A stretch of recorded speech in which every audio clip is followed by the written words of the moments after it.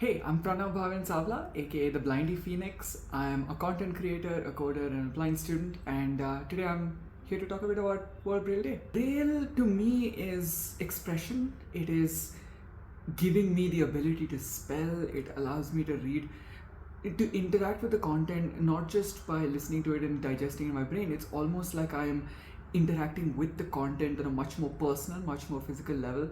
I learned Braille much before I learned how to type. It was the first language I learned, and I still use it to this day. I use it to write. I use it to read on my elevators in daily life. It allows me to create systems, and it allows me to interact with anything that I do at a much deeper level compared to audio. I don't remember the first exact time. I was very young. I was like 2 or 3, but I do remember one of the first times I was learning Braille, and I remember being fascinated by the fact that there were patterns. I mean, the kid version of me just loved the fact that that it was easy to interact with patterns, and that these patterns felt different and distinct.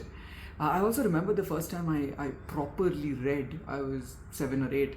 I had learned Braille, and I started reading a lot. And I remember that time very fondly because spelling became something I was very good at because of Braille at that time.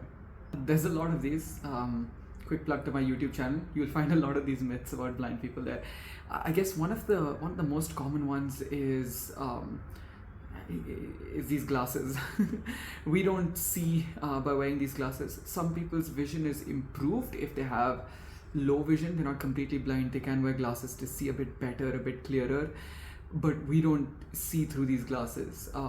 We use them for light filtering. We use them to keep our eyes safe, because sometimes too much light intensity is not good for our eyes. We also use them just because we want to look good. And these are specifically Ray-Ban Metas, so I use them too.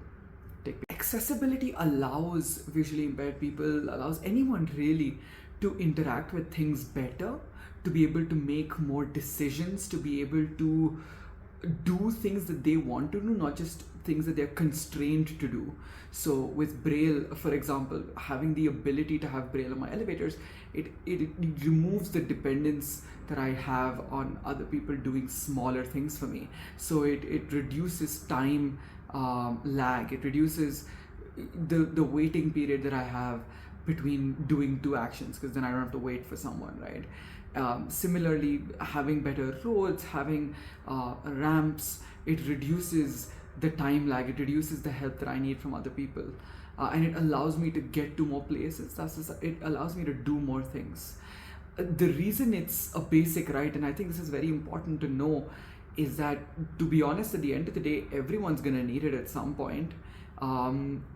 If you really look at it, anyone is disabled in some way at some point in life. And so these accessibility tools, these accessibility infrastructure points, these accessibility measures are going to be required for most of society, actually, not just a minority of society. We need it because it allows us to do very basic things that a lot of people take for granted. It allows us to be ourselves, express ourselves, and make decisions. I guess make your kid try more things, make your kid vocal. It's very important right now for the visually impaired community to have people who are vocal, who speak up, who raise voices about the problems that they have. So I think it's very important that you make your kids vocal, you make your kids try new things, and because it's World Braille Day, I think don't shy away from Braille. Braille, even if is not used in their career, is very important for daily living. It allows us to create systems. It allows us to be able to make setups that let us reach things faster, do things more efficiently. I think the first, or the most important, or really the only thing that is required, is for people to ask. A lot of people assume, sighted people tend to assume, because of societal stereotypes and stuff about how blind people work. I think it's important for sighted people to ask, and once they ask how they can help a blind person, I think that allows the blind or visually impaired person to be able to tell them how they want better help. And so it just helps everyone all around. The sighted person may not put in a lot of effort that at the end of the day won't really help as much. In this case, the sighted person will do exactly what will help the visually impaired person, and that just helps both. It helps you save your time as a sighted person, and it helps us get exactly what we need. I think the only message that I like to share is, and it applies to really any scripture, any language, but I'll take it in the context of Braille.